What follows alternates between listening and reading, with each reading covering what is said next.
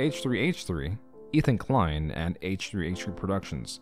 All different names leading back to YouTube's hero of fair use, whose main channel has been on decline for quite some time. At least, it seems that way.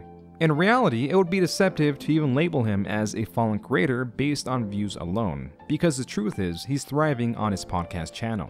But there are aspects beyond basic viewership that determine whether a channel has fallen from grace. While his views rise, there seems to be a falling inverse graph showing the amount of creators supporting him due to him setting a terrible precedent of attacking sponsorships in attempts of canceling another creator, the infighting between his old and new viewer demographic, conspiracy theories about critical videos on him being taken down or censored, and the lack of loyalty he showed to his content creator friends. All of these controversies developing alongside the start of his podcast, which is no coincidence. The fall of H3H3 is as complex as an edgy creator beloved by the YouTube community turned corporate golden boy due to his ties with YouTube CEO, or it can be as simple as his unfiltered podcast and therefore opinions turning discussion about him into a hellscape. To break down his choices and find the most plausible reason for this contention, we will go through the simultaneous rise and fall of H3H3. The story starts in 2007 and is centered around Birthright.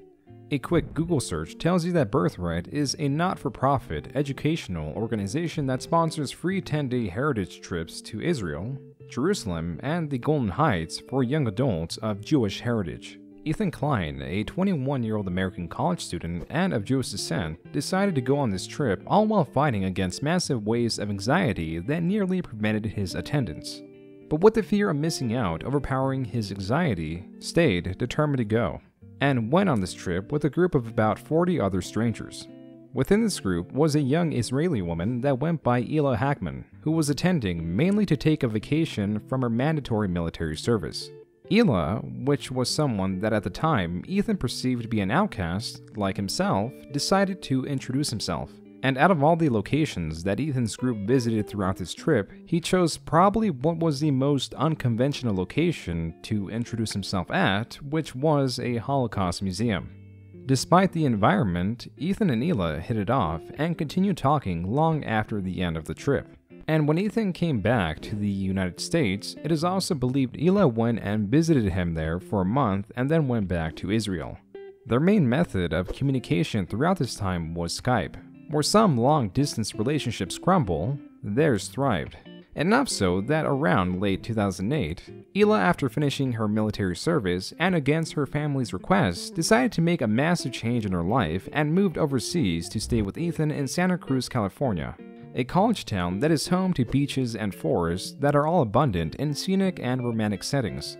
Something not so romantic, however, was the 2008 recession that made it difficult to find any job in their college town full of students looking for work.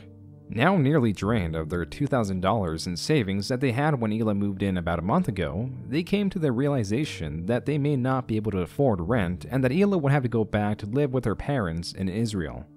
Their financial situation so dire that when they went grocery shopping, they couldn't afford all the items in their cart and had to put back a single red pepper that was beyond their financial reach. Desperate to pay rent and stay together, the pair started selling weed to friends and acquaintances alike. While this sustained them for quite some time, it was inevitable for Ela to move back to Israel as her visa, after a year's stay, expired.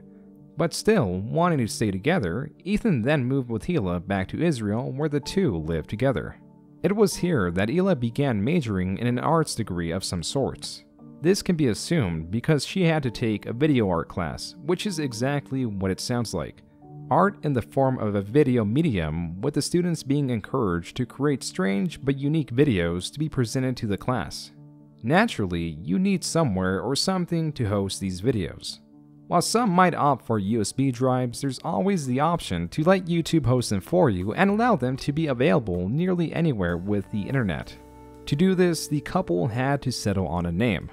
They found that Ethan's initials, specifically for his first name Ethan and middle name Edward, were EE, and Ela's initials for her first name Ela and last name Hackman were HH. Combining these two makes a sound of laughter, he, which made for a viable channel name. But there was one small issue. Hehe Productions was already taken, so they did a bit of a workaround and replaced the E's with 3's, creating what is now known as H3H3 Productions, but was then known as Hehe Productions. This channel was created on April 29, 2011, and it should be noted that the couple were very inexperienced with creating videos prior to this, as they had no intention or no know-how on how to shoot or edit them. The only motivation to make any video at this point was solely for Hila's class. Hila's first assignment for this class was to create a video demonstrating losing control to an addiction. So Ethan, wanting to show that he could be as good of an actor as Hila's classmates, volunteered to be the star of the video. Hey gang, welcome to Cooking with Chocolate. You may have heard the new report saying that hot chocolate is actually good for your health. And now I'm here to show you how to incorporate chocolate naturally into your cooking so you can have a better, longer, healthier life. It took a while, but a passion in video creation was developing between the two of them, with Hila behind the camera and Ethan and other acquaintances playing the roles required in the video. Though some videos were filmed for the purpose of being presented to the class, the strange themes and the obscurity of many other videos also remained for those videos filmed outside of class. But before their passion for YouTube was realized, they first solidified their passion for each other when they got married in 2012. It was a year after this that they started posting more frequently to not just H3H3's channel, but to Hila's channel H2H2 Productions that was created on July 3rd, 2013. Being that many of their earlier videos on Hila's channel no longer exist, we can only assume what purpose his channel served by analyzing these surviving titles. And to that, the majority of these videos were a combination of family vlogs and other videos that Hila wanted to create. As looking at the earliest surviving snapshot of H3H3 Productions on the Wayback Machine shows that Ethan most likely had more influence for the direction of that channel, with its uploads ranging from just 5 seconds to up to 4 minutes long. The content in these videos ranged widely, but all had a similar theme. Some videos were highly edited clips of other popular content, where the edits emphasize and repeat a key moment in the video to overwhelm it visually and auditorily. While these videos' comedic nature was emphasized by YouTube poop-style edits, the videos that Ethan starred in also had a comedic tone, but was emphasized through the strangeness or awkwardness of the video. Take for example this 5-second video titled "Watching Disney Movies by Myself," where it zooms out to Ethan wearing a fabulous pink dress.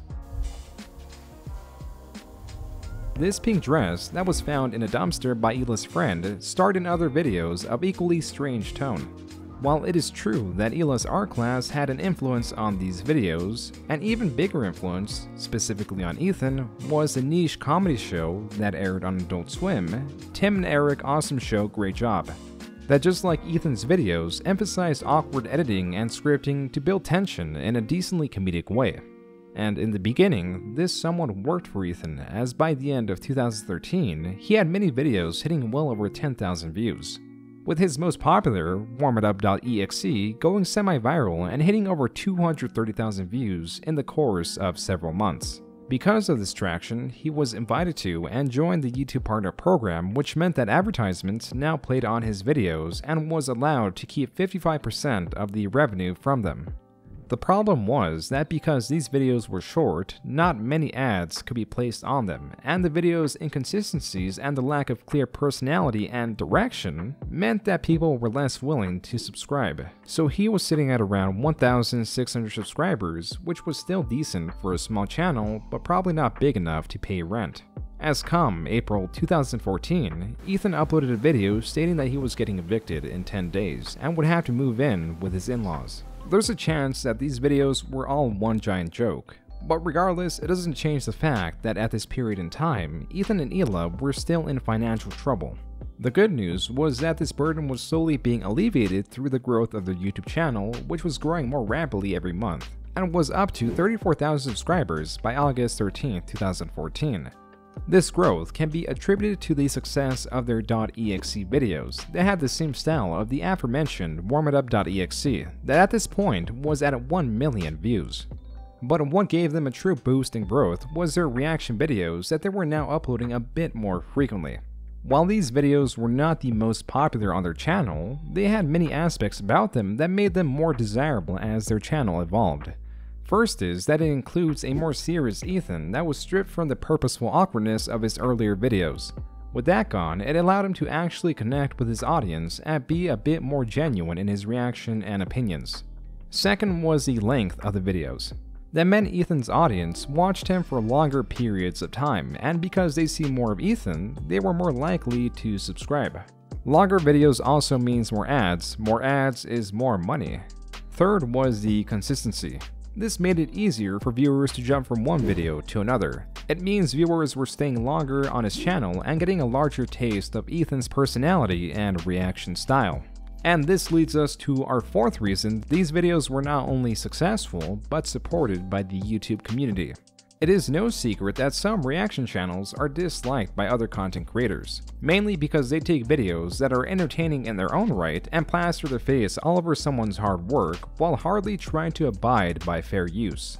And to oversimplify what fair use is, it's when you are legally allowed to use a copyrighted video so long as you transform the message and purpose of the video in a way that it's largely different from the original. A key part of their reaction videos was that the videos that they were reacting to were hardly entertaining and is something that the majority of people would never watch. Take for example this woman promoting her overpriced diamond water, or this prank channel that is giving out surprise kisses, which if it was real would be against the law. Ethan took these bizarre videos and exposed their absurdity. Sometimes he would be equally as grotesque in his commentary to demonstrate how bizarre the video he was reacting to truly was. There were many things that made his reaction videos memorable. From his inclusion of skits, That shot cracks me up. Watch how fucking serious and dedicated I am. to energetic commentary and other aspects that were unique to him, like his over-the-top cough of disgust that got more intense as the videos evolved, or the way he'd frequently move his eyebrows or forcefully close his eyes due to a mild case of Tourette syndrome. In 4 months' time, from August 2014 to December 2014, H3H3 nearly doubled in subscribers. But the biggest change is they were almost now exclusively uploading reaction content that kept getting an increasing amount of views each month, allowing them to financially stabilize little by little. They also had other means of obtaining revenue, like selling merchandise. Though they did sell typical merchandise like channel stickers, they also sold what they deemed to be dunnies, or to be more exact and a bit discreet, Jeff Dunham adult toy dolls. These came about when Hila made a similar looking, misshapen doll for a school project and didn't know how to stitch up the hole between the legs.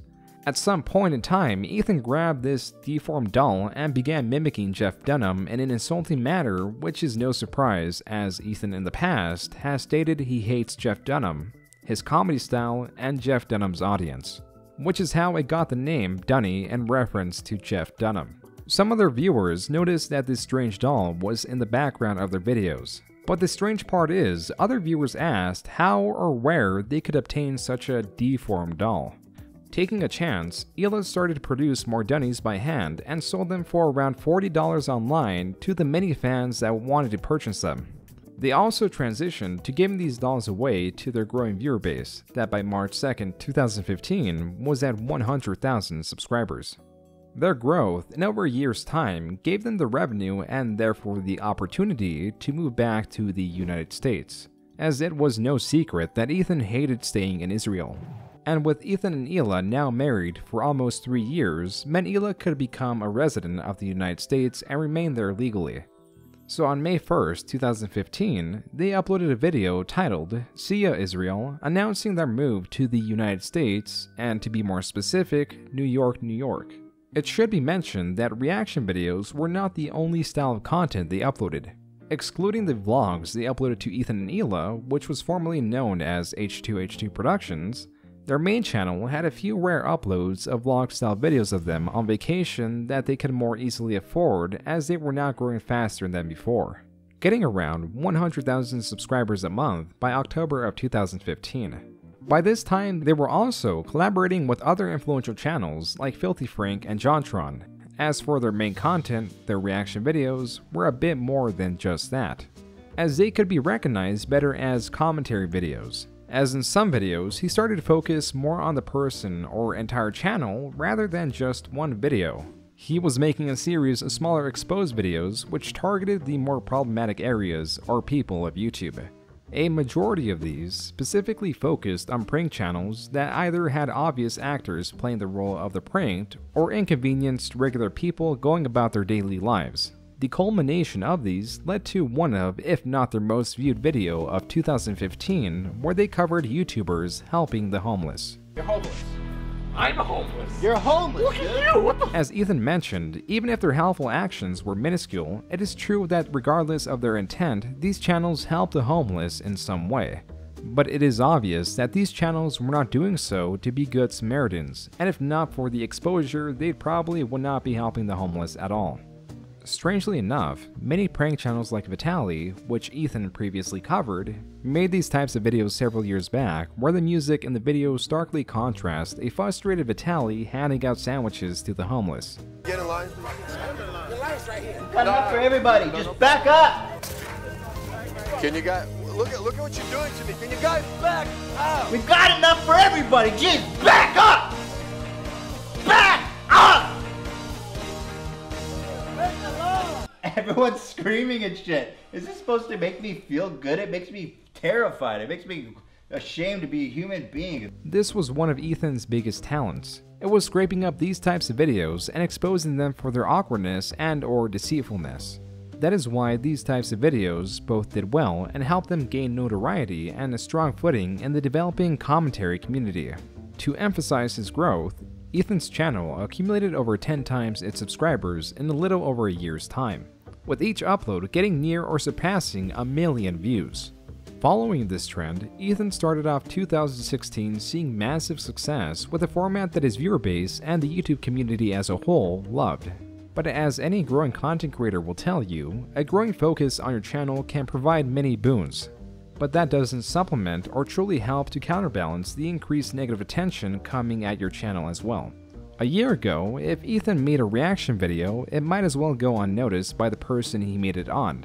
Now with many of his videos blowing up, he was getting all sorts of responses from the creators he covered. Probably the most hated in early 2016 was SoFlo Antonio, a content creator who Ethan covered twice in 2015, that besides running a prank channel is well known for freebooting or uploading other people's videos while not changing anything about them and therefore probably not in fair use. The only thing he really added was a short intro to the video he's re-uploading. Ethan, while going through SoFlo's content, found a specific case where a video has 500,000 views on YouTube by the original content creator, but on SoFlo's Facebook page with SoFlo's intro, it has 88 times more views, without any credit given to the original uploader of the video. If you're a friend of SoFlo, he will give you credit. But if you happen to be a Viner or small YouTuber, this is what will happen to you. I won't lie. This is definitely me when I'm driving. That is definitely not you, for the record, SoFlo. I don't know if you... This is definitely me when I'm driving. Does he think that's him?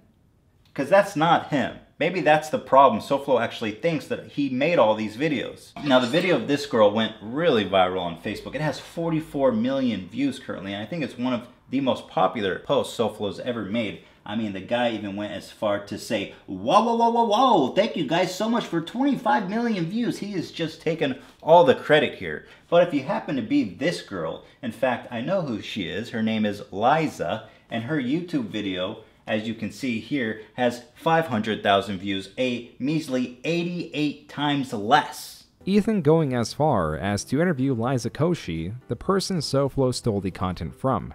And wanting to turn the tables on SoFlo, Ethan created his own Facebook page called SoFlo Bro, where just as SoFlo did, created short intros that were followed by multi-minute long videos of SoFlo's original prank videos. Hi everybody! I just wanted to introduce you to our new Facebook page, SoFlo Bro. We're posting the most original comedy, and I think you guys are going to have a lot of fun. We made all of the videos here. Please come check it out, guys. Thank you. This is how I feel when I rip off a SoFlo Antonio video and put my own intro before it. What are the chances? I can't believe it. This situation would have most likely ended here. But fast forward to February 9th, 2016, the SoFlo page was, without warning, removed from Facebook.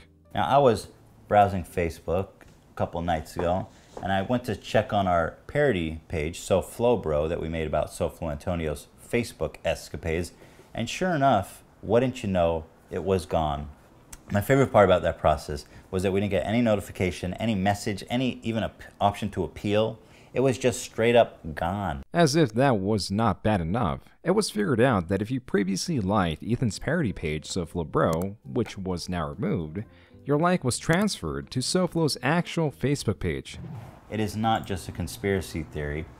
850 likes. If you have previously liked SoFlo Bro on Facebook, the page has been taken down. You will also now have automatically liked the real SoFlo page.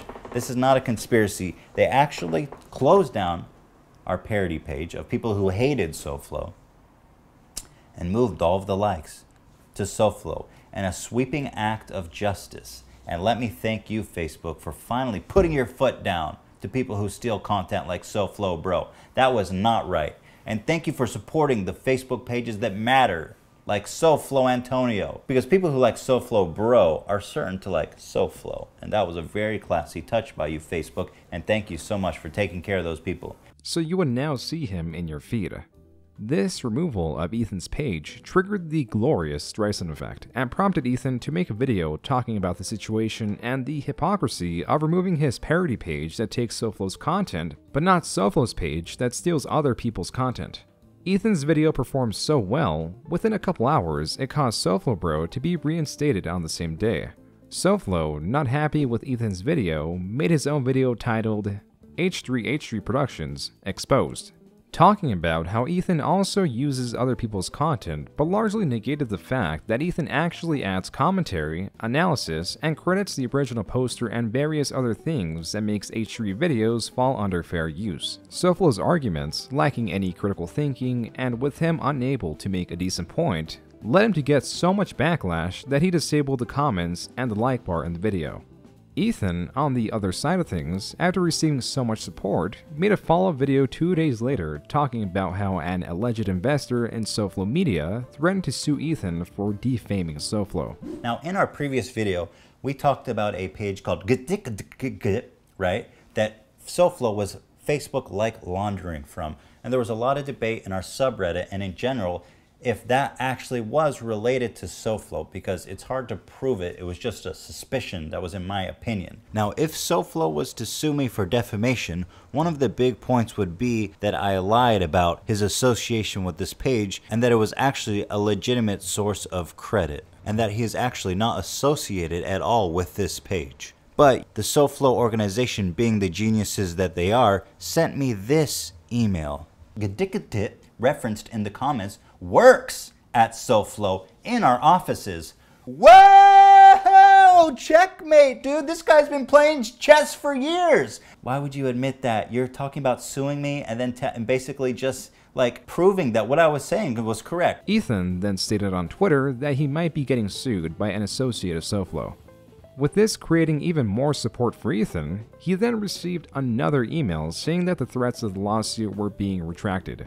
Where this threat might have worked on a smaller channel that doesn't understand fair use, it backfired horrifically when done towards H3H3 because not only did Ethan talk about the emails in his video, but also exposed SoFlo when Ethan confirmed his theory that SoFlo was crediting a dummy account, which according to the emails Ethan received is owned by SoFlo Media. The purpose of this dummy account is to mass upload other people's videos on its Facebook page without providing any credit. SoFlo then credits this Facebook page instead of having to credit the original creator of the video. So it overall just streamlines the way he steals content. Ethan ending the video telling SoFlo that he should embrace the meme and allow people to hate him. These, although retracted threats of a lawsuit and exposure of SoFlo crediting his own page, brought a lot of support to H3H3 and even more hatred towards SoFlo and his brand. SoFlo then uploaded one final video directed towards Ethan, where he shows himself making out with a girl and playing chess against an actor that is supposed to resemble Ethan. Ethan, 3 days later, reacted to his video and appreciated that this situation did not end in a lawsuit, but instead was SoFlo embracing the meme and turning a somewhat serious situation into a comical experience, with Ethan coming on top as the victor.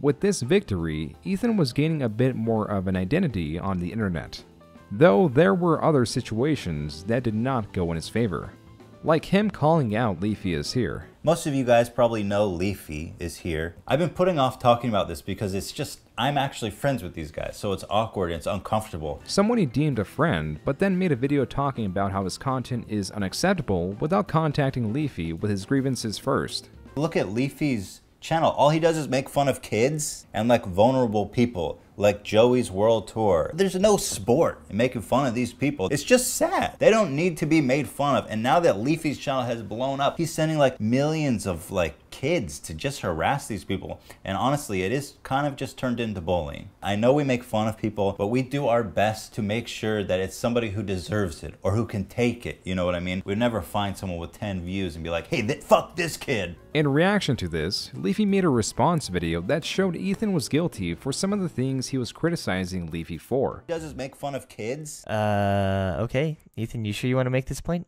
You really the saint in this matter? You really not a hypocrite with this? Clean cut? I wouldn't exactly call it clean cut. He's got the hair of a fucking 60-year-old dude with a goddamn shitty toupee. Even if Ethan's content was much more tame than Leafy's response video branded him as a hypocrite. But I refuse to take this line down from someone as fake as H3H3 Productions, who sits there on camera and acts like a fucking saint when behind the scenes he uses people, talks shit behind other YouTubers, lies when his ass is about to get lit, turns on people, turns on his friends, and sits there and hopes for channels to die and to be left in a state where they can't even fucking defend themselves. Ethan, for the first time, received an immense amount of backlash from his community, prompting him to delete the video and make peace with Leafy. That was until he appeared on iDubbbz's Content Cop against Leafy, and other situations that saw this end in Ethan's favor. But for the time being, most of Ethan's community knew him not for this controversy, but for the variety of beanies he wore and the flaunting of his fupa, which apparently means fat upper pubic area. There were many more things that showed how Ethan wasn't afraid to make fun of himself, and through this, it made him a somewhat self-aware person whose ridiculous actions inspired even more videos outside a typical commentary genre. Like one video where he criticizes modern art and tries to sell his beanie for $1 million. Or the more memorable Vape Nation where he exaggerates vape culture. This is currently the most viewed video on his channel. Even his commentary videos had a lot of meme material that other content creators used. This, of course, was at the expense of the people Ethan has made videos on. As previously stated, not everyone appreciated being goofed on by H3H3 Productions. But no one took Ethan's commentary video on them as seriously as Matt Haas. You see, while Ethan and Hila's main channel, H3H3, posted their most popular content, it mostly had Ethan as the main commentator. That's why they had Ethan and Hila, their second channel, where Hila, as of October 2015, joined in on dual commentary videos. And because this is a second channel, it received less viewership than their main channel. The Matt Haas video they decided to react to was Bald Guy vs Parkour Girl, which is a niche, subjectively difficult to watch video where Matt Haas makes crude remarks at a girl then chases her throughout the city. Keep in mind that this video is 5 minutes and 25 seconds long, while H3H3's reaction video is 13 minutes and 47 seconds long. Around 3 minutes of H3's video included Matt Haas's video. There is no argument that they added a lot of commentary and changed the message entirely, and that this video would fall under fair use. Bald Guy vs Parkour Girl is poorly written schlock that is targeted towards children that don't have a fair understanding of how to talk or to approach women.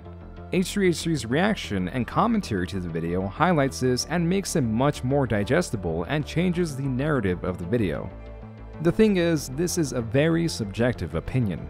It is not fact or anything of the like, and that's the problem, as opinions hardly matter in a court of law. It is in reality up to the judge or jury to decide on whether something is considered fair use. And if not, then it would be considered copyright infringement. At this point, it was still unknown to the YouTube community that Matt Haas was threatening to sue Ethan if he did not take the video down, give him a $3,750 settlement, and finally apologize and promote Matt Haas's content on Ethan's social media platforms, which will remain up for at least 2 months. But Ethan had received all sorts of legal threats by a variety of different channels that threatened lawsuits to try to extort him for money, so it was hard to take seriously. That was until the video was hit with a copyright strike, removed, and then they were served with legal papers. It was now painfully apparent to the both of them that this lawsuit was happening, which was something they announced to the world on May 24, 2016, showing the emails they received from Matt Haas's lawyer along with different things the lawsuit consisted of. Them ending the video saying as much as they'd like to, they are not crowdfunding this lawsuit because they felt that they've already asked their viewers for too much in the past in reference to their Patreon. What H3H3 didn't fully understand is that this situation was much larger than them, as the result of a lawsuit like this determines whether or not more lawsuits will be filed in the future against videos that seemingly fall under fair use. This was an attack against YouTube as a whole. After all, H3H3 was sitting at 1.4 million subscribers and could be considered quite influential at the time.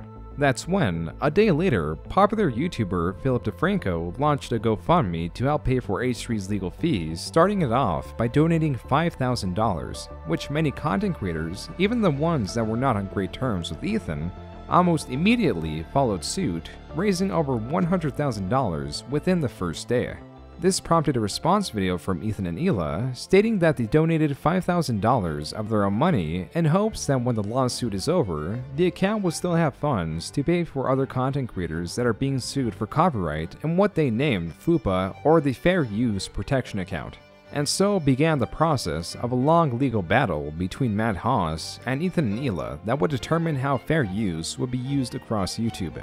But many things happened to H3H3 before that came to a conclusion. A big thing that was likely affected by the lawsuit was how they practically stopped making reaction videos. This can also be attributed to the fact that reaction videos on H3H3 were partially scripted and did take a bit of effort to write, so they were experiencing burnout in that aspect. But referring to the lawsuit, they saw what happened with the Matt Haas video and the amount of stress that brought on. And they could still lose that legal battle. So they did not want to bring another one on by reacting to another person's video. Another big reason they stopped the reaction videos is because of the size of their channel. There's an unspoken rule on YouTube about reacting to videos and channels that are smaller than yours. When you're a small channel sitting at around 25,000 subscribers, the possibilities are nearly endless because the videos you react to might not have that large of an effect or influence on who you reacted to. But if you are a large channel sitting at around 1.4 million subscribers, there is a noticeable problem in making reaction videos to smaller channels because what you say in those videos can determine whether you get a boost in subscribers or large-scale harassment. There is no in-between. But theoretically, they could keep reacting to smaller channels like Leafy Is Here was doing at the time. But Leafy quickly lost support and was hated for punching down. What Ethan and Hila were now doing was two things. First, they decided that instead of posting on two channels, they would just focus on H3. And while they still did their typical reaction videos, they were much more in-depth and leaned even more into a commentary style video, as there was really no raw reaction to most of them, as like they did previously, many of them served as an expose to some of the more unfavorable YouTube channels like Syndicate and his involvement in CSGO gambling websites, or TechRax and his massive waste of expensive electronics and other products. The second thing they began doing, right after they hit 2 million subscribers on August 2nd, 2016, was uploading the vlog-style videos you might expect from Ethan and Hila. This was mixed in with challenge videos like 200 layers of shirts or 100 layers of beanies that was uploaded after they moved to LA, along with meeting up with popular creators like iDubbbz and jokingly roasting PewDiePie. They were now starting to get a bit of hate, kicking it off with their dicks out for Harambe video that is a quite innocent face swap video. It's just a bit difficult to watch. The real reason for the hate was a reaction video involving Joey Salads and his prank videos, where many of them involved self-deemed social experiments. The one Ethan was reacting to is where Joey Salads was allegedly being attacked for holding an All Lives Matter sign, which is when Ethan hopped in and said that these videos were fake and extremely hard to believe. But in his audience's eyes, Ethan lacked any hard evidence to prove so, and were mad at Ethan for making that statement. In response to this backlash, he privated the Joey Salads video and made another video saying that he doesn't have any political motivation in his videos. He simply calls out people not for their political affiliation, but if they're too extreme in their ideologies, again regardless of what they believe in. We'll speak our mind and cut through political affiliation because that's what it's about. This firm stance, and not retracting his statement on how the prank videos were fake, got even more hate, making it clear that this was a hill he was willing to die on. This video was followed by a video talking about why they stopped making so many reaction videos, which again was because they didn't want to be so negative, and also they didn't want to punch down, which got a fair amount of dislikes. Their next video discussed Casey Neistat and his controversial video where he states who he is voting for and why. Don't fucking listen to me. Don't listen to Casey. I'm just a YouTuber. How does that qualify me to tell you who to vote for? Who to fucking elect as president? I literally go to the grocery stores with 200 shirts on, and you're looking to me for advice on who to vote for president? Yeah, there are got to be better people out here to advise you on that. Even though the point of Ethan's video was to denounce YouTubers that try to sway other YouTubers to vote in their direction, many fans still saw this as a heavily politicized video, and had the same previously displeased fans disliking this video as well.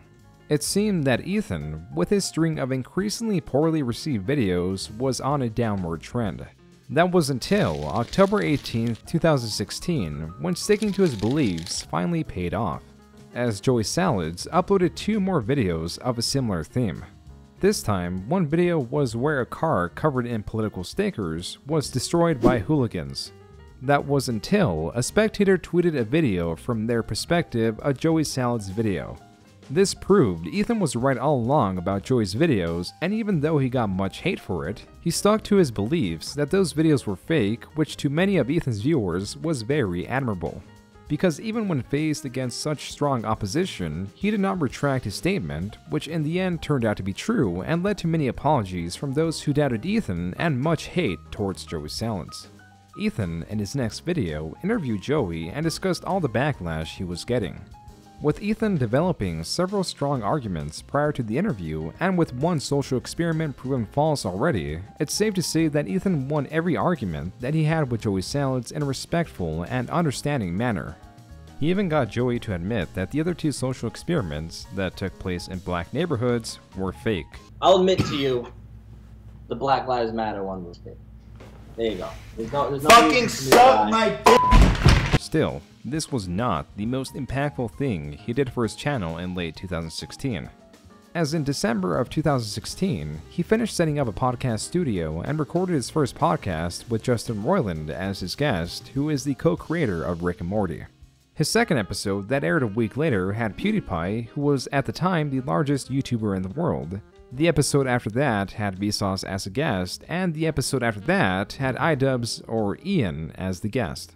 But out of all of these, the one that seems to be referenced the most is the Ian episode. Not necessarily because Ian was more of an extravagant guest, but because throughout this episode, Ethan used many of Ian's popular catchphrases, one of which combined 2 of the most controversial words in the English language that mere mention can have this video age restricted. While these words were not directed towards anyone nor did it harm anyone, still having Ethan say these words on recording could damage his reputation in the future, especially if he ever decides to take strong opposition against any usage of these words. But that was not Ethan. He cared much about the context behind these situations. To prove this, just a month later when PewDiePie got himself into a controversy where he went on Fiverr and paid to see if people would read a controversial message for a measly $5. He was testing this website to see how far these people would go for money and was visibly shocked when people actually accepted his request. That's when Ethan made a video titled "Is PewDiePie a Racist?", where he not just openly defends his friend, but also lambasts the Wall Street Journal for using many of PewDiePie's videos out of context to enforce their bias and create a sensational article purely for greed. Think about this. The person who made this video and who wrote these articles looked at all of his videos, saw that he was talking about how the media misrepresents him, ignored that, made the conscious decision to cut out the pieces they wanted to misrepresent him again. Shame on you, dude. Ethan, like many YouTubers, understood that many of these websites hate new media like YouTube and will gatekeep important aspects of any situation, knowing well through their research that if they provide the full context, then no article could be made. Okay, it's a joke. He's not serious. There's a big difference, guys. Context matters. As a Jewish person, I'm not offended. And this is the problem with this manufactured outrage. People getting offended for people who are not offended. You don't need to get outraged on my behalf. They're openly deceiving the readers at a mass scale, which ironically was what PewDiePie was talking about in one of his videos that the Wall Street Journal also included out of context. Defending PewDiePie was not the only reason that this situation was important, as it coincided with the hot topic of the adpocalypse, where advertisers were pulling out of YouTube en masse due to it being revealed that some extremely controversial videos were being monetized.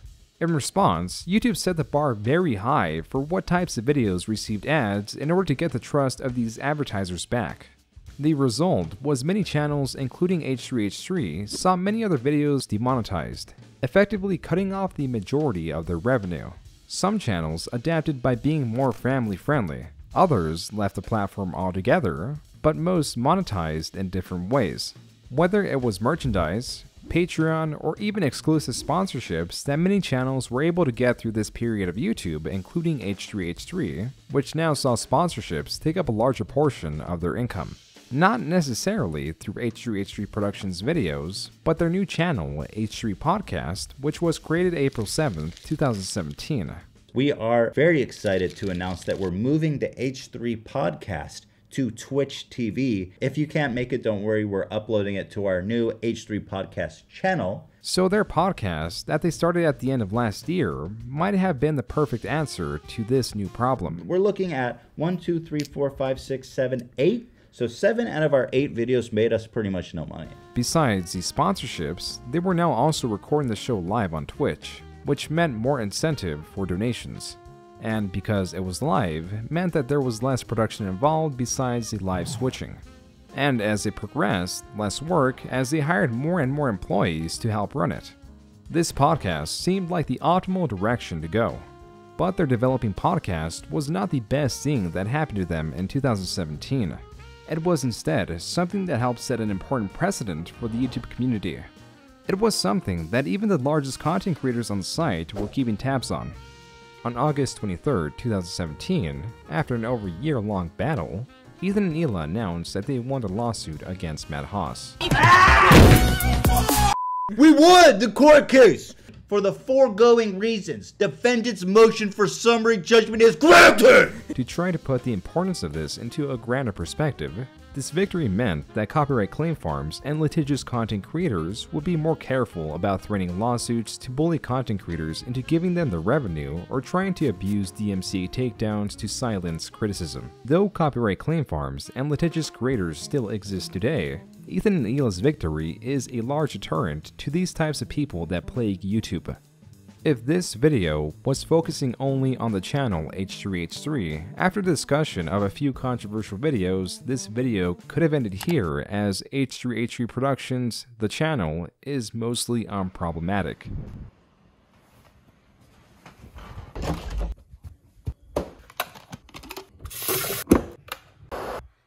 That is partly due to the fact that its uploads went from weekly to monthly to now almost a year since its last upload.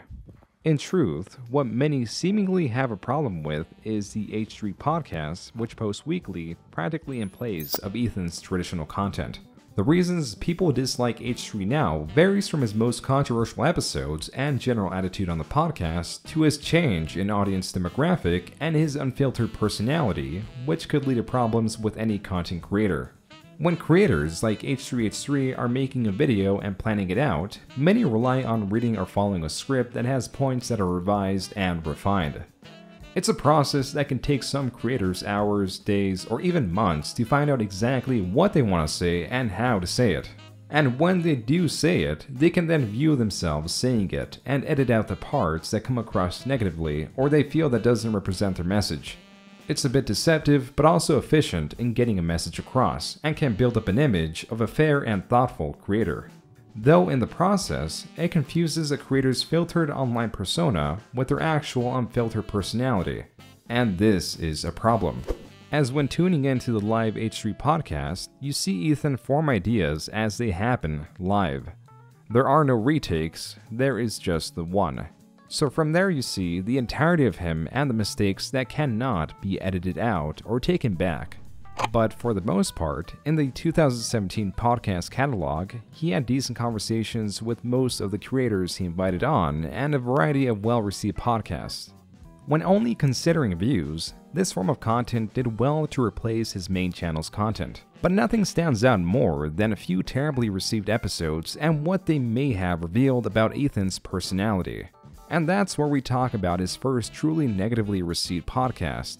Episode number 20, uploaded August 13th, 2017, featuring Jimmy Lee. This aired 10 days before they announced they won the lawsuit. As for some background to who Jimmy Lee is, he's a dentist in profession that also runs a YouTube channel where he roasts people on the spot, sometimes including the person's race and appearance in the roast in a way that creates banter. There is no denying that Jimmy insults people in an unsolicited way, which can make him uncomfortable to watch, and mainly for that reason, Ethan and Elam made a reaction video on him and also went out to eat with him a year prior. But after being constantly contacted by him on a daily basis since then, Jimmy secured himself a spot on the podcast.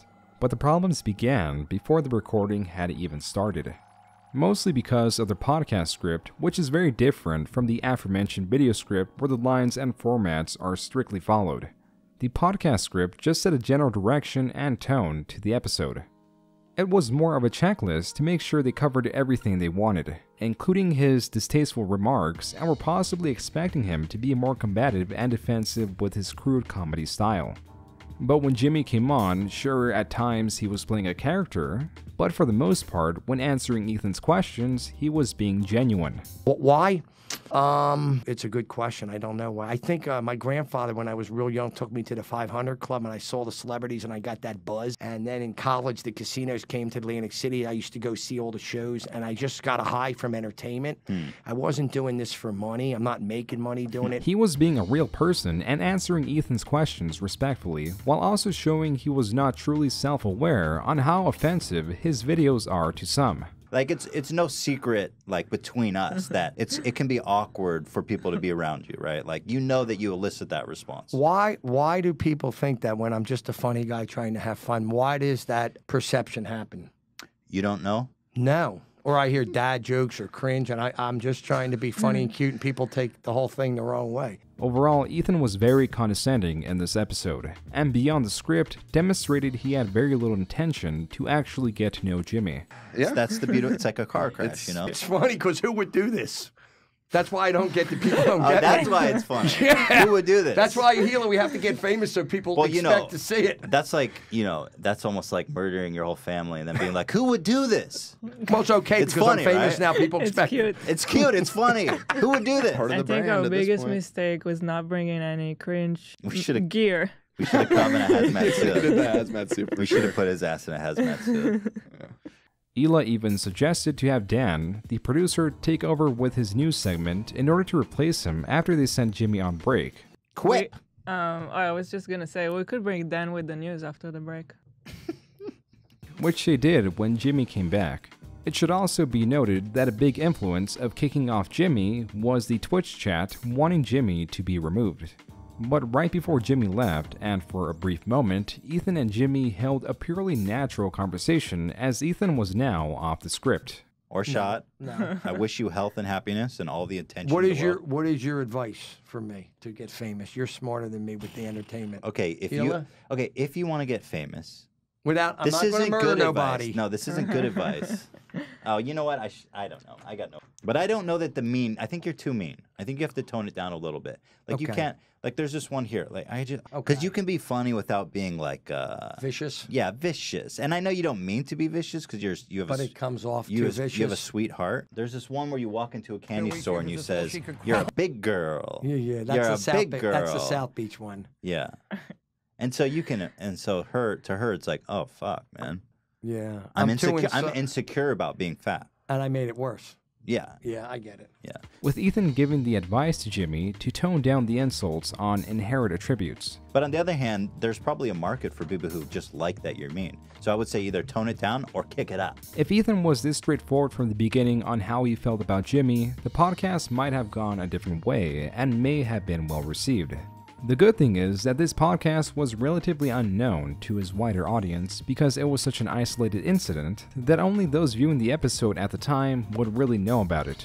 But his next controversy, due to a controversial take on a controversial matter, was not so unknown. This took place exactly 1 month later on September 13th, 2017. When PewDiePie, the same person H3 defended for what the media portrayed to be as an anti-Semitic message, in a fit of frustration said a word that starts with N and ends with R on stream. And no, that word is not neighbor. PewDiePie showed that he immediately regretted saying it and released an apology video shortly after. Hello? But it wasn't just PewDiePie that was going to suffer from this, and that's because YouTube as a whole was being hit hard by the adpocalypse. Also because the H3 podcast covered this because it does not revolve purely on hosting guests. For example, 4 days prior, they helped raise over $100,000 for hurricane victims. Sometimes they had episodes talking only about current events, and what better subject to talk about than PewDiePie saying that word.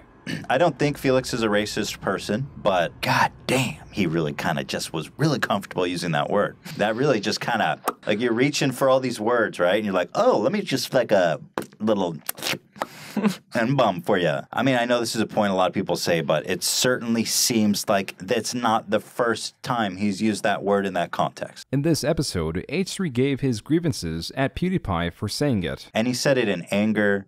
He used it as an insult. I mean, it's pretty much worst case scenario. Probably the worst way you could use that word. Yeah.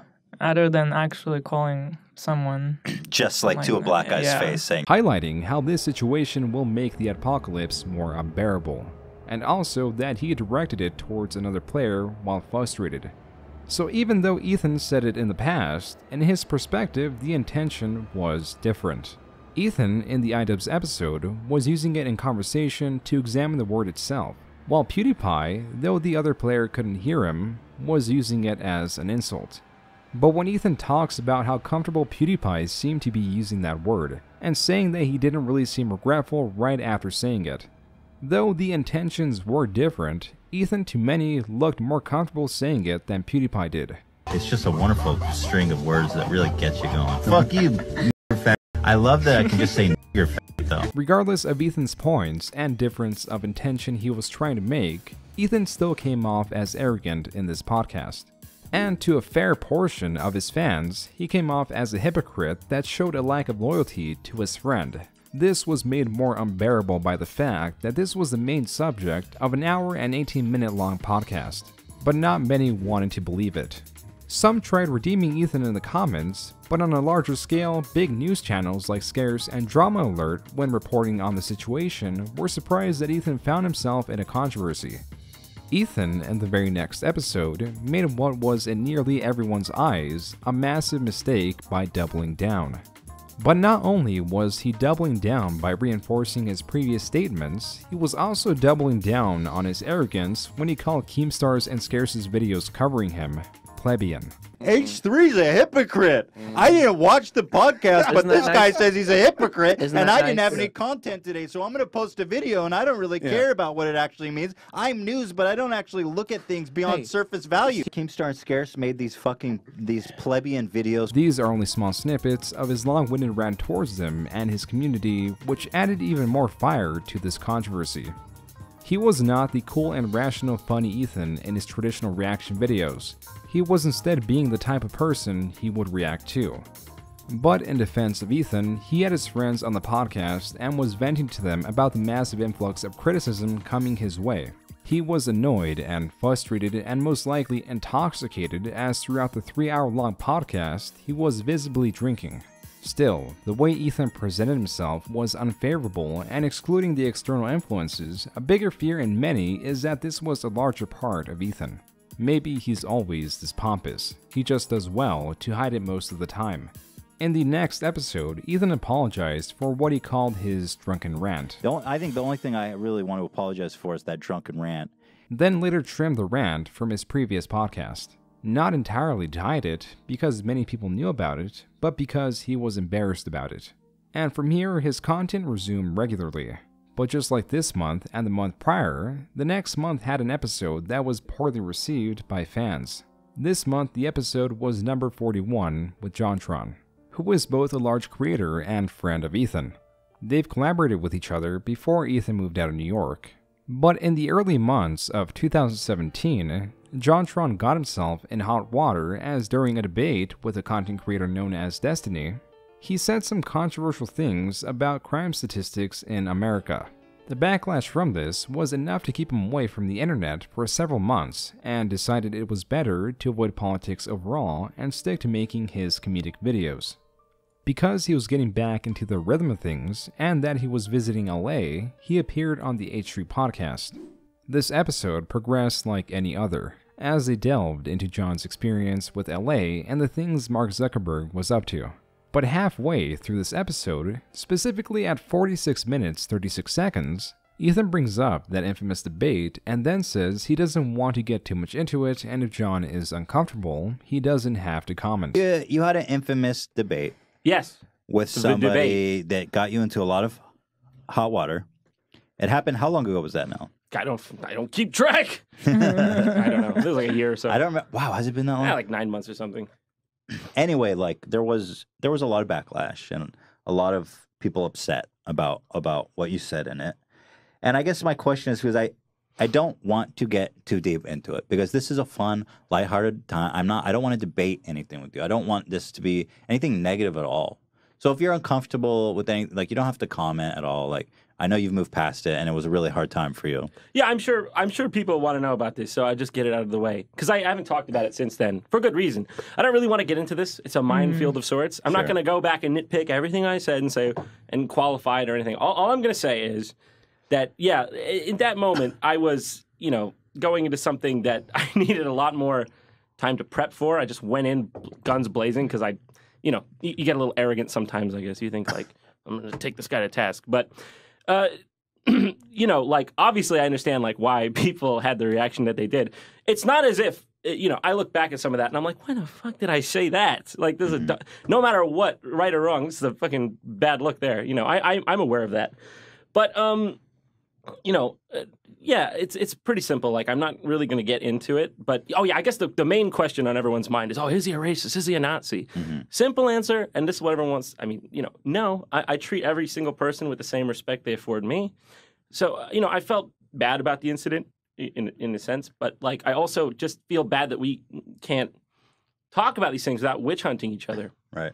Because, that's basically my full statement. Which, at this point, one could argue that this is fine. The debate is a part of JonTron's past, and a big thing to talk about.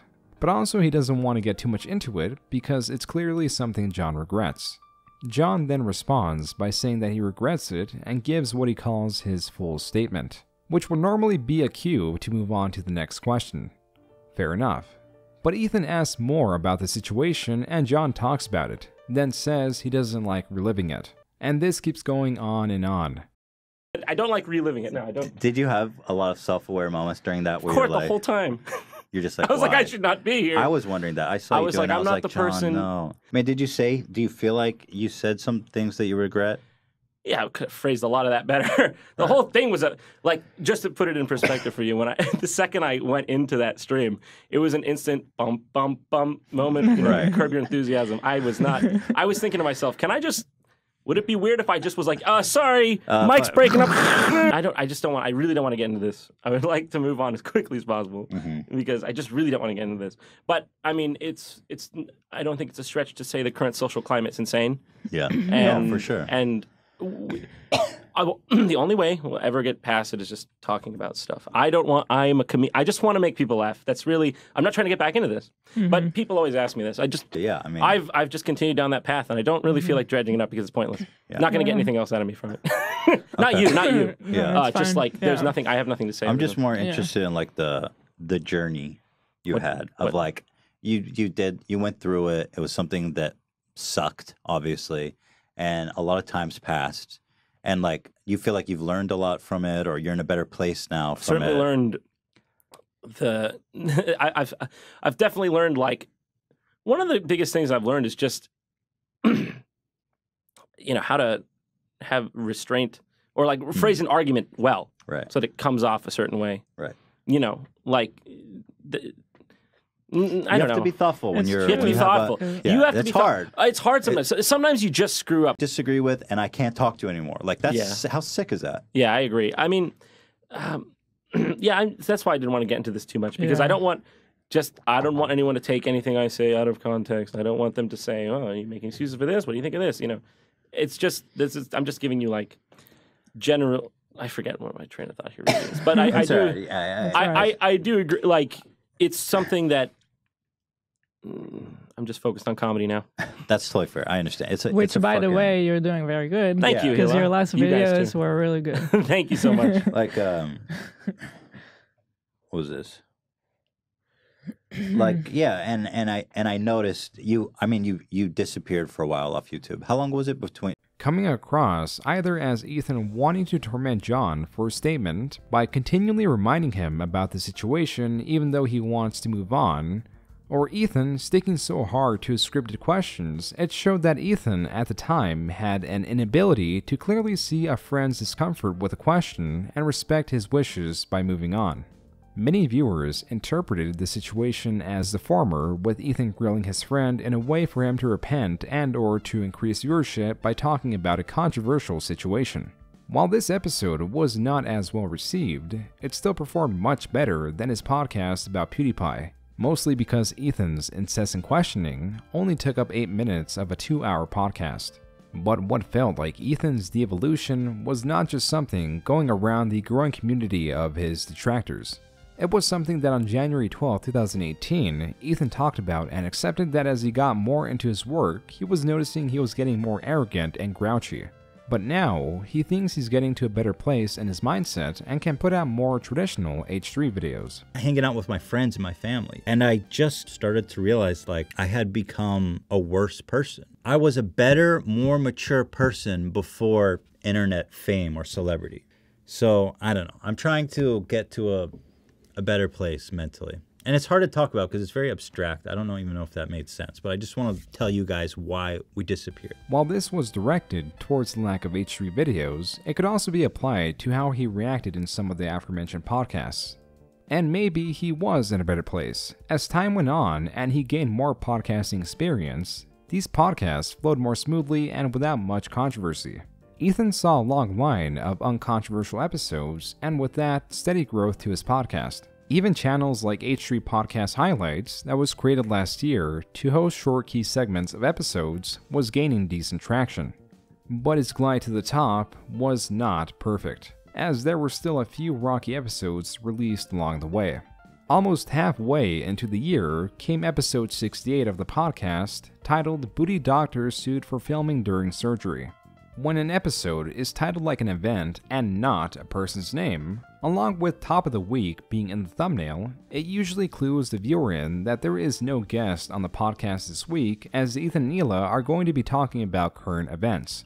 But viewers may have been surprised, as a minute into the episode, Ethan talks about a guest that will be on shortly, specifically William Osmond, a content creator that was sitting at around 500,000 subscribers, who earlier that year announced that his house burned down.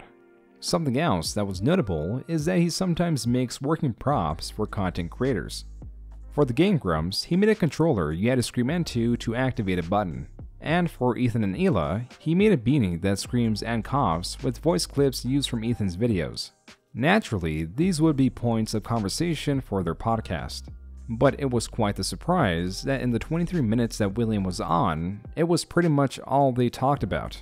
All of William was stripped down into these two subjects, and to make it worse, William was kicked out and replaced by an Ian the intern after William's segment, which was noticeably awkward within itself. We got a two-shot, right? Is this live right now? Do you guys mind? Yeah, we're live. Do you guys mind swapping out? That's fine. This is. Oh yeah. This. Yeah, because we didn't plan to have two guests at once. Ian or William, God bless you. Everybody, please check out William's channel. I'm gonna put a link in the description. You don't leave. We'll hit chat after. I'm done. If you have time, we'll finish in like 15 minutes. Yeah. And we'll come hang out for a bit. Is that okay? Yeah, that's fine. All right, cool. Yeah, please leave that there forever. Yeah, right. Forever. While Ethan did say they were hanging out afterwards, there were many things that can point to H3 treating William as a lesser guest. To revise these points, first, giving him a short time slot. Second, kicking him out after his time slot. Third, their lack of questions about him rather than what he is best known for. And fourth, the titling and thumbnail of the episode. In fact, when this episode was first released, it didn't even have William's name. It just had a coughing beanie. This was shortly changed to have William's name in the title, but it came secondary behind the Booty Doctor clip they talked about in the podcast. Which means in H3's fans' eyes, William took less of a priority than a video clip. This episode was well received at first, but after the video sat for a while, people started noting these things and requested a full William Osman episode. While the William Osman episode mostly went unnoticed by the H3 community, his next two controversial uploads, which happened within 5 days of each other, started to set a negative tone for his channel. First was his Ball Rider upload on H3H3 Productions advertising their mobile game, which annoyed fans because it was his first upload in 3 months. So those excited for his new content were subjected to a 2-minute 39-second long advertisement. But his second poorly received upload within those 5 days was one that had the potential to perform extremely well, as he had a famous guest that is mostly known outside of the YouTube scene. This is episode number 84, with comedian Bill Burr as the guest.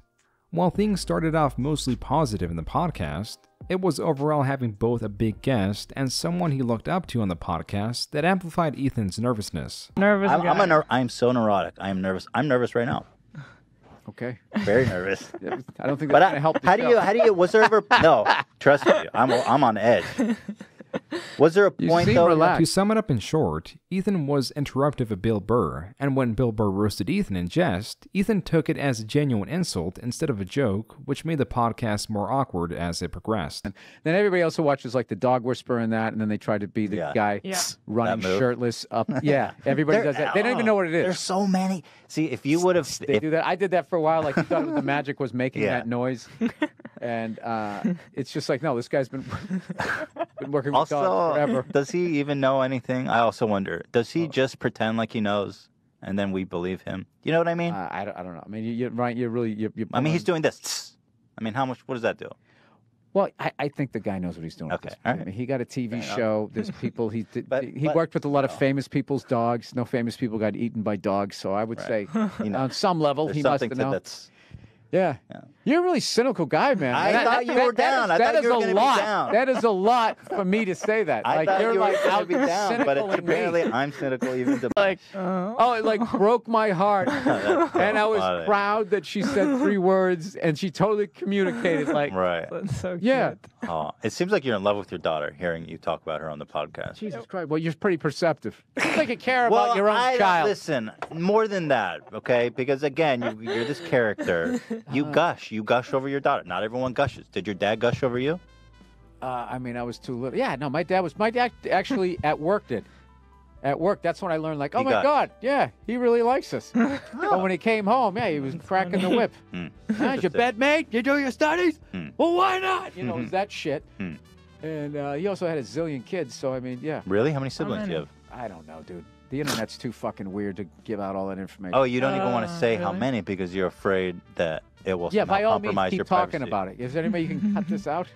I'm honest, dude. Like, seriously? Yeah, no, dude. There's fucking lunatics out there. Okay. Whoa. Off the air, I'll tell you. All right. Jeez. I love how surprised he is. Jeez. Well, you can mention the amount. Absolutely crazy people out there. Yeah. There were other key moments like this that stood out. I love everything you do. The great. This is how you turn it around. I made you uncomfortable. Now you fucking sit here and compliment me. I almost made it through without making an ass of myself. I got so close. What are you talking about? I had a great time. I did too. I really did. I hope you did. I'm worried about you. I did. Thank God you got... I'm playing it up. I'm playing it up. All right. But I'm trying to be funny, but... we are all worried about him. Oh my God. Unknown to Ethan's audience, after this interview and on the same day it was live, Ethan began taking antidepressants. Now, talking about the podcast as a whole, showing these 6 specific poorly received podcasts in sequence might make Ethan seem like a bad character.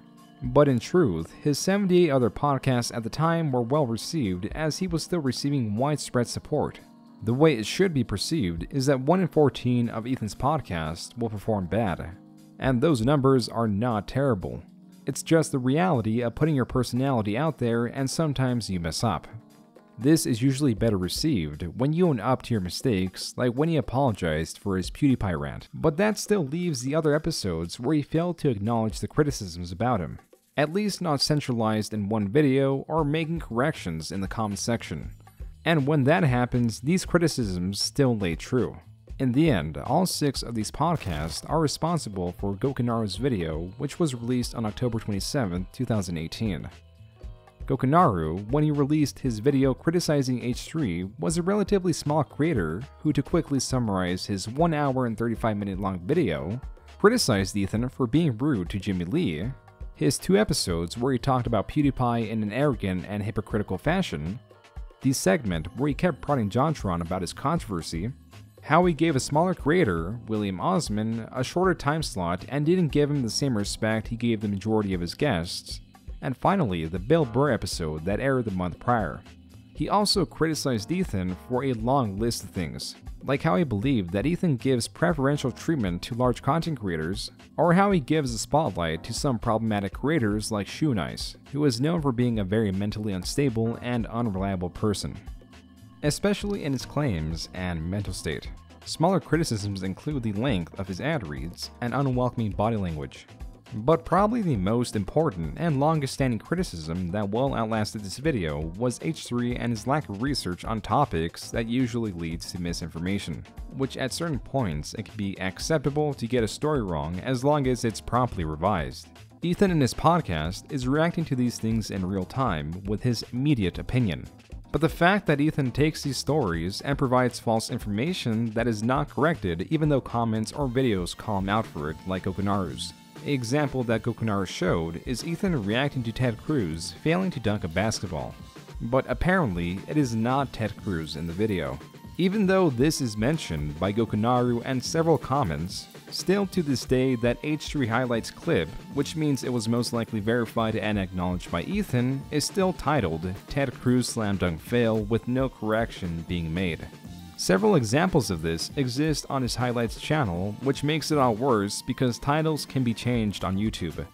A very quick example that I found was this video titled Jake Paul charged for looting when that is not so. Jake Paul was charged for trespassing and not for looting. Again, it's still titled this to this day with no corrections being made. Going back to Gokunaru's video, while traction for it was slow to start, within the first couple of weeks of its release, it was well on its way to hit 1 million views. This, like any popular expose video, created much sizable hate towards H3. Enough so that on November 16th, 20 days after the release of Gokunaru's video, Ethan decided to address the criticisms towards him in the podcast. We have got to address a lot of the criticism that people have been saying against me, that I'm a hypocrite, that I prioritize money over everything else, that I've thrown friends under the bus, that I'm ignorant and poorly informed, and spread misinformation, that I'm arrogant, that I cannot handle criticism, and that I've used people. I am guilty of all of those things. Which is as vague as that sounds, as Ethan doesn't clearly address Gokunaru or where these criticisms are truly coming from. But throughout the podcast, he accepts that he's guilty of many things said about him.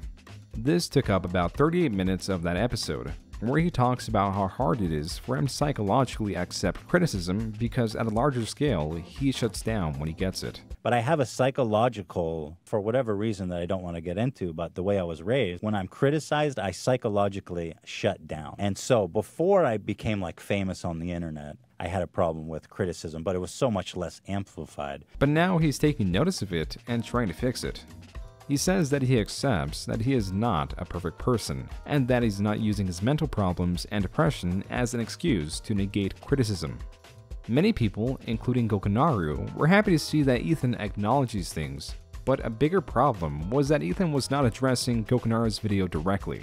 Because by not acknowledging Gokunaru's video and mainly focusing on the external factors of the criticism towards him and not specifically the podcast or segments he's being criticized for, this meant that he was not acknowledging those heavily criticized podcasts directly, which meant that he would still be criticized for them. So overall, many people saw it as a great thing that Ethan was acknowledging his flaws. The problem was he was not acknowledging his specific mistakes. Don't think that you're just suddenly absolved of all your fucking misdoings because you addressed it vaguely in this podcast episode, okay? You need, from here, you need to actually continue. You know, half of the battle is identifying the issues, right? But, you know, you need to actually fix them as well. 5 days after this podcast, Gokunaru uploaded a video in response and was happy that Ethan was accepting his flaws and made a few corrections, like how Ethan does give a spotlight to smaller creators like Captain Disillusion. Oh, and I want to address it. Captain Disillusion had less than 1 million subscribers when he was invited onto the podcast, okay? I missed that detail somehow, and in the future I'll try and be more careful, but Gokunaru also noticed that Ethan, or at least an employee of his, knew about Gokunaru, as his name, Vigilante, and Hypocrite were shadow banned from Ethan's comments section. But as this was discovered, these keywords were removed from the banned word listing. After this, the situation slowly died down, and H3 had a couple of great moments, like when by the end of 2018, they announced that Hila was pregnant, which kicked off a new year and new challenges to face, including other poorly received podcasts. Still, 2019 was a good year for Ethan. Some notable positives was when Bill Burr came back on the podcast and recorded a well-received episode that really showed just how much Ethan had improved as a podcast host. Ethan was much less reliant on a script and allowed conversations to flow more smoothly.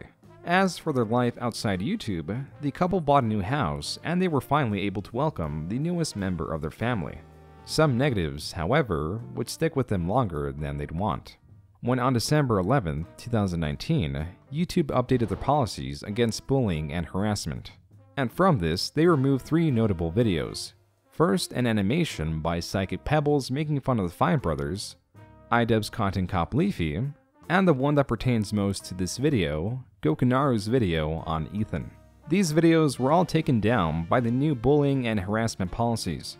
And while iDubbbz openly admits to bullying in his video to make a point, at the end of Gokunaru's video, he has a skit where Ethan is executed, but to many, these videos were unoffending.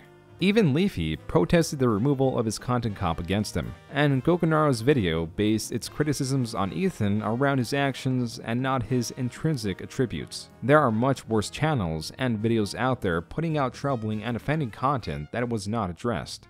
So it's a wonder why these videos took priority when these new rules were added.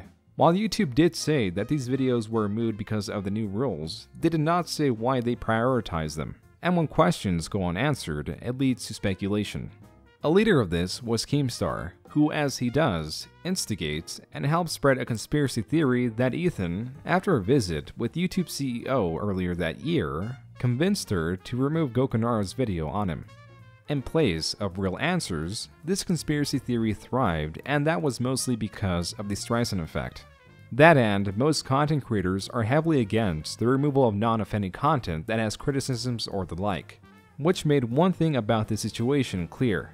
YouTube's removal of Gokunaru's video did more to harm H3 than it did good, as it brought more attention to re-uploads of the video and reignited much criticism mostly focused on Ethan. It didn't help that Ethan didn't fight for the reinstatement of Gokunaru's video like Leafy did for the content cop. As someone who had their video unjustly taken down, it was strange to see Ethan not fight for a video that many saw to be unjustly removed. If he came out and made a video in support of Gokunaru's video, these conspiracy theories might have been squashed. But he did not. By the start of 2020, while many viewers still took a liking to his content creators suspicious of Ethan were making their own videos criticizing him for a variety of things.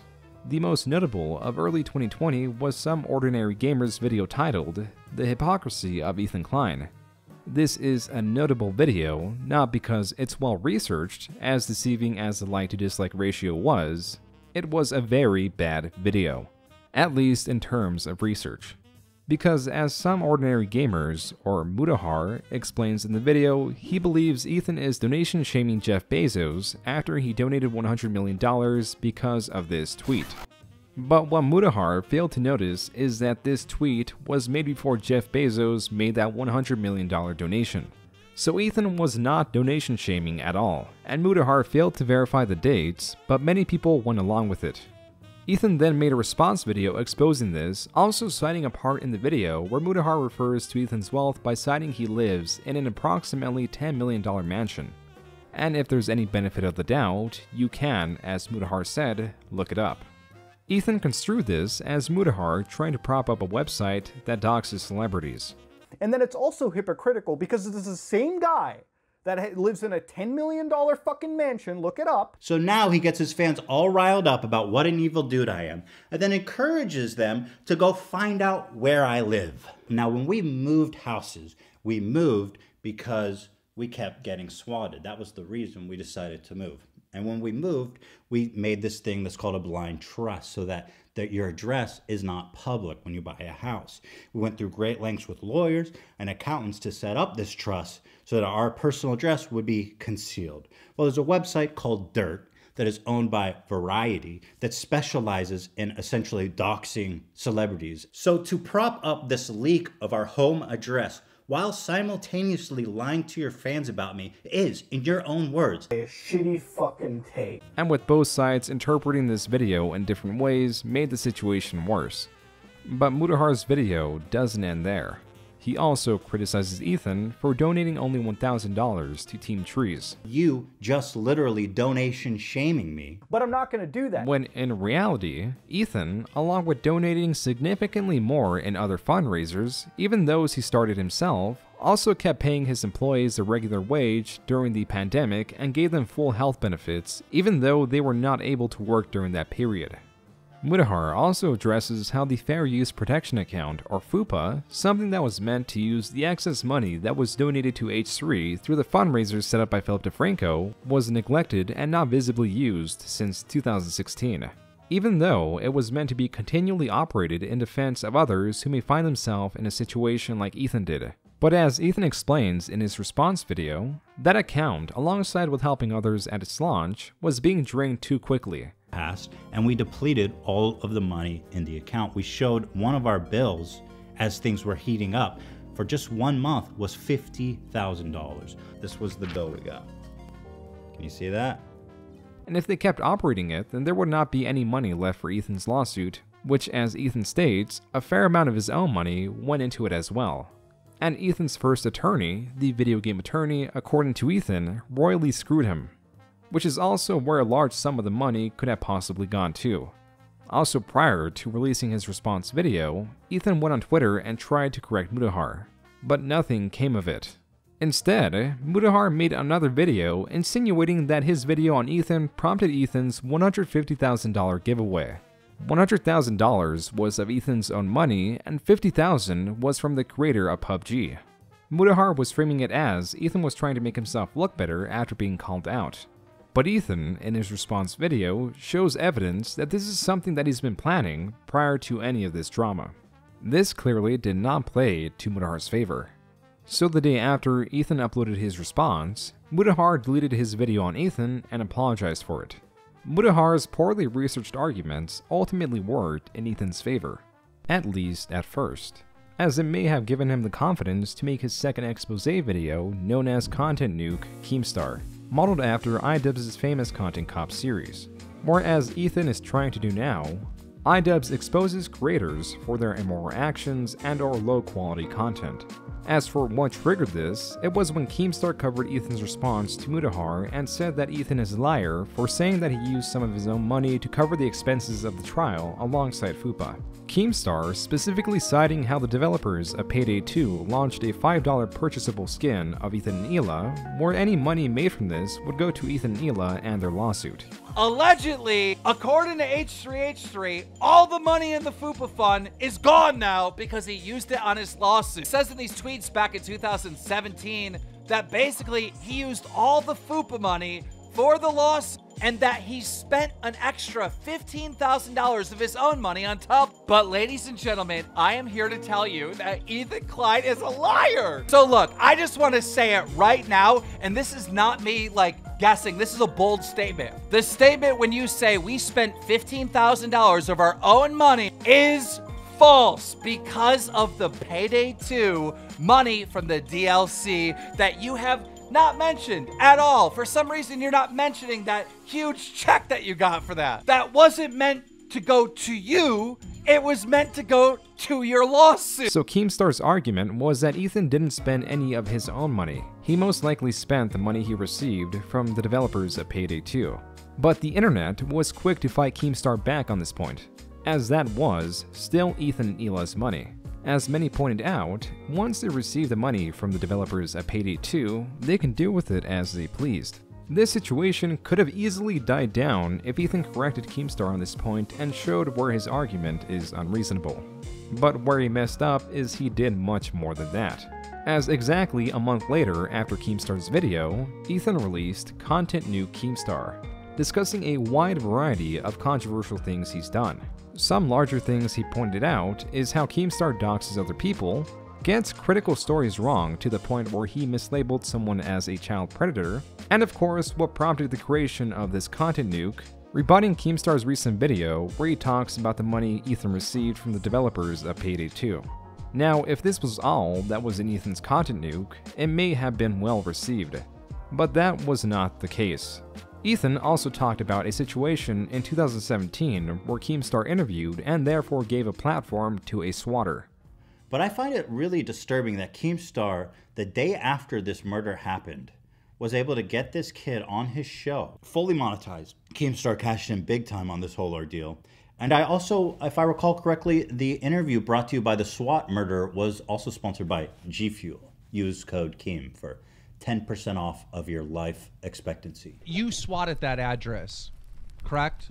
Sure. Okay, so you swatted the address, you put in the fake hostage situation, correct? Yep. And then this guy gets killed.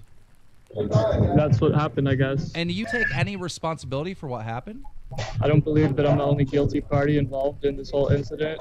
You could point the finger at the cop who killed someone. You could point the finger at the guy who made the call. You could point the finger at the person who provided the address saying, oh, look, this is where I live. Go ahead and swat me. So it's really, in my opinion, debatable. Isn't it wonderful that Keemstar is giving this murderer the opportunity to place blame on others? But what Ethan failed to mention, and other creators criticized Ethan on, is that Keemstar, as he explained prior, was doing this interview to get a confession and also announced that he and the Drama Alert team helped arrest and convict the swatter with the evidence they obtained.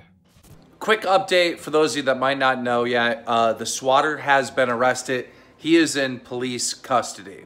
He told me that he had limited time and he had to do it like right away, so I had to rush over here and I didn't have time to prepare for this interview at all. At this time, I didn't even know if he was actually involved in playing the COD game for $1.50 or not, or if he was just a third party. But I didn't have time to organize all the facts. I just had to do this interview right now. And my main objective with the interview was to get him to verbally confess to what took place. Like, that was my only goal, and I had all these strategies and all these techniques that I would pull the truth out of him. But as you saw in the interview, he verbally confessed to it like right off the bat, and then I was just lost. And then the guy just kept throwing me off by not being remorseful at all or sorry for what took place. I was just like at a loss for words, like my brain stopped working. I never really prepare for an interview with like a script or questions or anything like that. I always just wing it, but in this case, I couldn't even just wing it that well. But I'm glad we got at least the confession. Along with that, Drama Alert helped raise $28,000 for the victims of the swatting. There are two major perspectives that are taken in this case. Both highlight a potentially bad aspect of Ethan.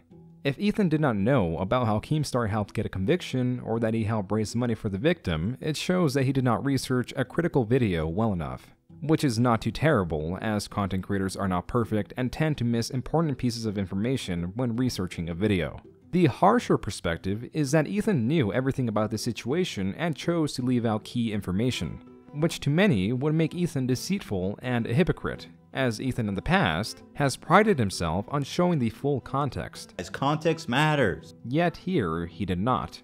A bigger part of the video that many content creators disapproved of was that Ethan was going after G Fuel, one of Keemstar's best known sponsorships, and managed to have him drop from it. How is G Fuel still sponsor this guy, by the way? G Fuel brought to you by false pedophilia accusations. The reason this was such a big deal is it set a precedent of attacking sponsors, and with that it showed how efficient it can be to direct controversy at a sponsor to have them release any content creator whether the context was justifiable or not. As it is, going after someone's sponsors and employment, that is such a fucked up low tactic. That's shit you see those Karen, middle-aged Karens on Twitter doing when they have an argument with someone where they start contacting the employer of the person they're arguing with, trying to get them fired. It's the same tactic that Ethan and his fan base have done to Keemstar.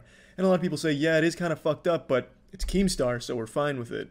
And you shouldn't be. Yeah, Keemstar's done a ton of fucked up shit that definitely deserves consequences, but taking it into your hands as like the arbiter of justice to spam his advertisers to get him to drop them, you don't see how that could be used against you? But it turns out that Ethan lost more sponsors than Keemstar, as people were now attacking Ethan's sponsors. I mean, we've probably lost like 80% of our sponsors, and the direct support is the future of this channel, I think. This was only made worse by the fact that Ethan doubled down and showed no regret for doing this. Scum. Let me address this head on. I am not someone that supports going after somebody's sponsors to try to cancel them for something bad they've said. G Fuel is as much a part of Keemstar's identity as his beard. He has it on his head in every video. He's got it on the desk in every video. It's very much a part of his identity. How am I supposed to criticize Keemstar and not address the fact that G Fuel is on his desk at every time? In the hurricane of destruction, there's always G Fuel sitting there on his desk. To Ethan's credit, Keemstar in the past also attacked other people's sponsors, albeit at a smaller scale, as he explained in his 2 additional content nukes that together make up 30 more minutes of criticizing Keemstar. Many of these teams are big, they have lots of sponsors, and at the same time, they're being racist, homophobic, and trying to convince other children to kill themselves. You went after my sponsors! And they are sponsored by Elgato, Loot Crate, Scuff Controllers, and CyberPower PC. It's an absolute first for YouTube. Why are these sponsors sponsoring such a team? You went after my sponsors! While Ethan did have much damning evidence on Keemstar, a big complaint about the overall Content Nuke series was much of it was pre-existing, and an important thing about Keemstar is that he's been cancelled many times by an endless list of creators, both big and small. So Ethan's videos was just a drop in a bucket. It is arguable that this situation ended worse for Ethan because of the few points in his videos where he failed to give complete context and that he set a precedent of attacking sponsors. And since the situation made both parties look far worse than before these set of videos were released, it's hard to say that there was a clear winner. But things like this are hardly ever resolved after a few instigative videos. And before we get into the next section, it is worth noting that almost any content creator has a list of distasteful things they have done or said in the past. But unless you're on Twitter, these things are not relevant, usually because there is existing overwhelming support for that person. But when creators butt heads or someone's involved in a large controversy, any minor tidbit of negative information will eventually surface. And unluckily for Ethan, he still had something big happen in his past that had yet to be truly resolved, and that is responding directly to Gokunaru's video on him. While Ethan did make a podcast talking about how he's guilty of the many criticisms on him, he never reacted directly to Gokunaru's video, and that means he did not react directly to the sources of many of these criticisms. So Keemstar, wanting to reignite this fire, re-uploaded Gokunaru's video on Drama Alert and titled it The Plunge of H3H3 Productions. The word plunge specifically used because all images of the gun in Gokunaru's original video was replaced by a plunger, and all references to killing and death were removed. Therefore, this should have been theoretically okay to re-upload. But it took just 4 hours to be taken down by YouTube for the same reason Gokunaru's original video was removed: simulated violence. Which is strange because the video had mostly been wiped clean of anything that went against the guidelines. In protest, many content creators tried to re-upload their own versions, Not so much because they cared about the drama between H3 and Keemstar, but because YouTube was suppressing a video no matter how much it was changed. This resulted in the video being hard blocked on YouTube, with few incomplete versions still existing on YouTube, seemingly under the radar. This suppression of Gokunar's video gave it more power than it would have had if it just remained up. Now streamers and content creators alike were watching the video that was so bad that YouTube had to keep taking it down. The longer H3 went without acknowledging Gokunaru and the criticisms in the video, the worse it looked on them. So finally, a little over a year and a half after its release, Ethan said they were going to react to it in the next podcast, which was released May 30th, 2020. There are many things to cover in this 3-hour-long podcast, which because of the length will be summarized quickly. Ethan kicks off the podcast by stating he is not responsible for the video being taken down. We were able to figure out that Susan visited H3 on April 18th, 2019. Yes, the evidence is definitely, I see where he would draw the conclusion. But I will say that, that no, I'm not responsible for the video being taken down. Ultimately, why would I have it removed after it was all settled and obviously renew this whole conspiracy about like censorship? But he understands why there might be a conspiracy theory about it. He also talks about when he called out Leafy in 2016 and Leafy made him look like a backstabber by showing private messages between them where Ethan says don't give Pyrocynical a platform to defend himself. Leafy made it look like I was just railing on Pyro, but this is shit that Leafy was sending me. Pyro's a fucking psychopath. Yeah, he's a fucking rat, dude. God, I fucking hate this guy. He's a scum. Fuck this guy. Likewise, man. Hopefully he just falls in a ditch. Yep, he's cancer. Literally told me not to associate with this.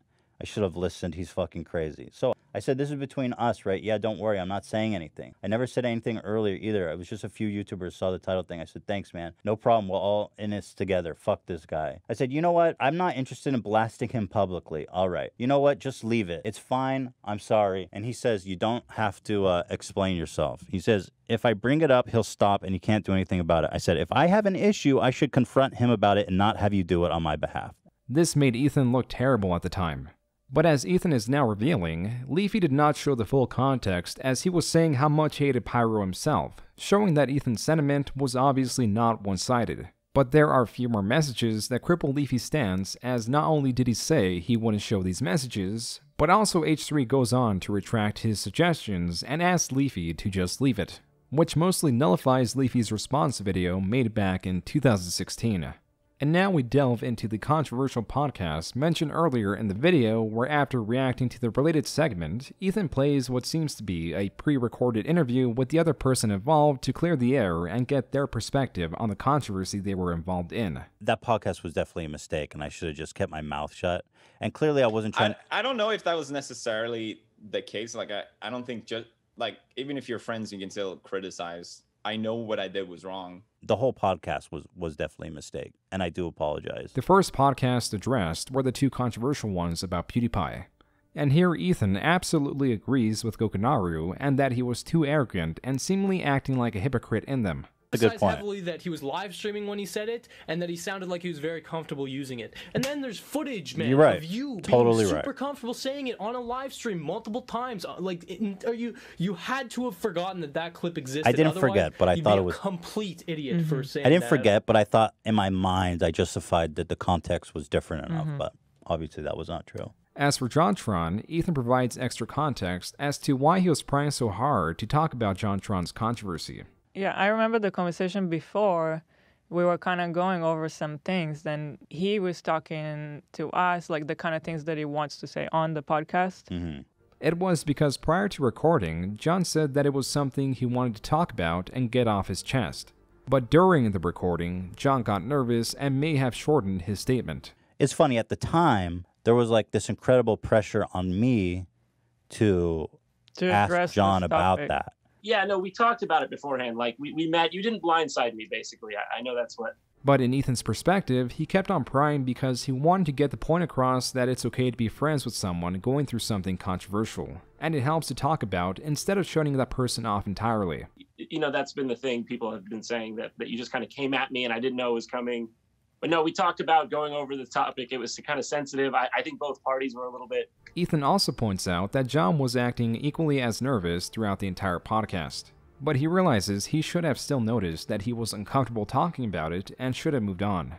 Ethan mostly aligns with the video until he gets to the segment where Gokunaro talks about Jimmy Lee and the disrespect he received during the podcast. Basically bashing him and discrediting him as a comedian. His comedy style is this. You didn't show the clip! In this segment, Ethan defends the way he treated Jimmy Lee in a condescending manner, brushing off the point Gokunaro is making that it's fine to criticize Jimmy Lee's videos and target him when he's acting in such a way.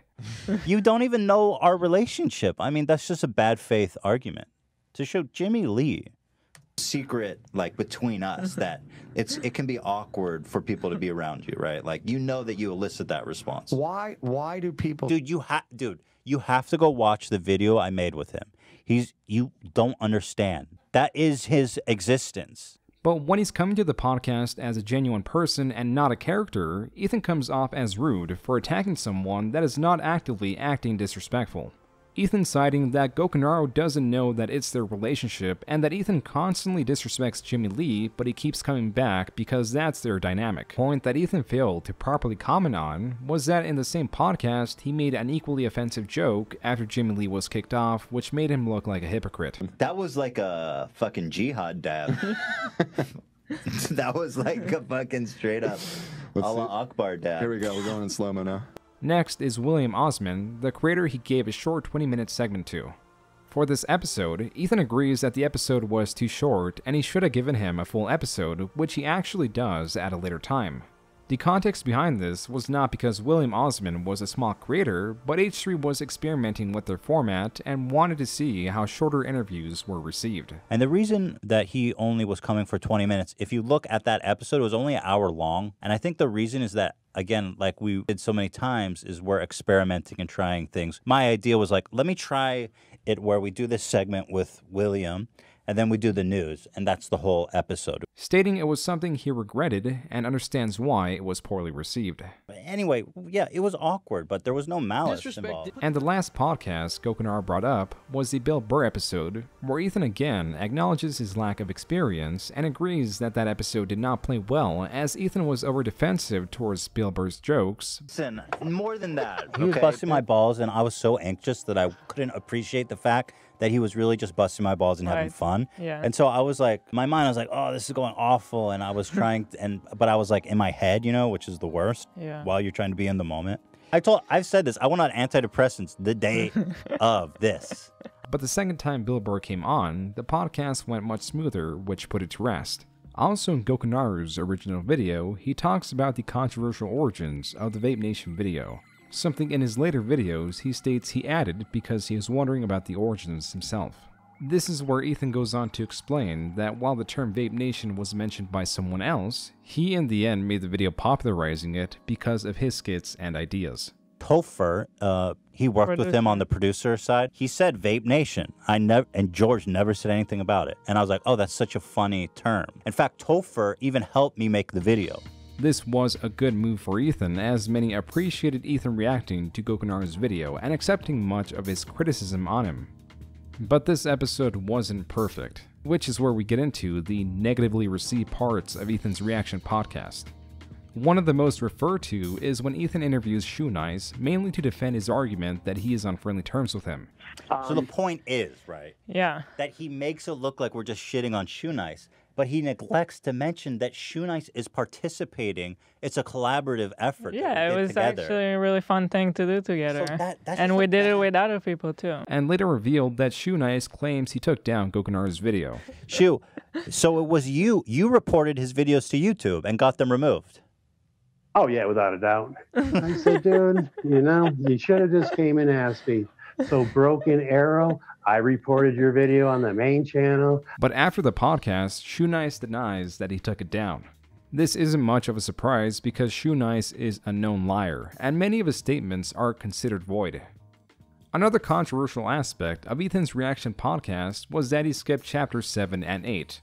Okay, so we are going to skip chapter 7 and 8 because it's a long video, and I feel like I don't need to address these points because chapter 7's about that I'm not funny, and that's totally fine. I mean, I'm not going to fight him and try to argue that I'm funny. I mean, he's entitled to think I'm not funny. Then chapter 8 is about that we sometimes misreport things and get information wrong. And that I totally own. You know, sometimes I put my foot in my mouth and I say the wrong stuff, so... Saying that Chapter 7 talked about how Gokunaru claims Ethan isn't funny and it's a matter of opinion.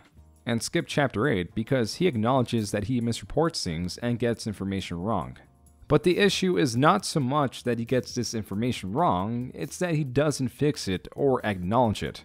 To add salt to the wound, the few clips that Gokunaru talks about in Chapter 8 that contain misinformation either through the title or content are still up on the H3 Highlight channel completely unchanged.